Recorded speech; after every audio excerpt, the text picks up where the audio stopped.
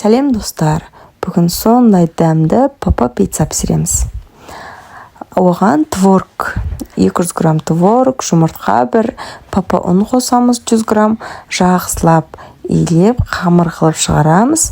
Сосын мен енді кішкене май жақтым астыр жабыспау үшін страховка жасап, сосын тестамызды қойып, қолымызбен жайып, домалатып, пиццаның қамырын дайындаймыз.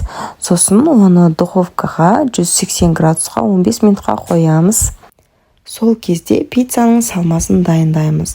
Бір помидор, сыр және помидорды жақсылап осылай мен домалақ етіп кестім. Сіздер әртүрлі кесулеріңізге болады. Сосын 90 грамм сырды осылай күштен өткізіп аламыз.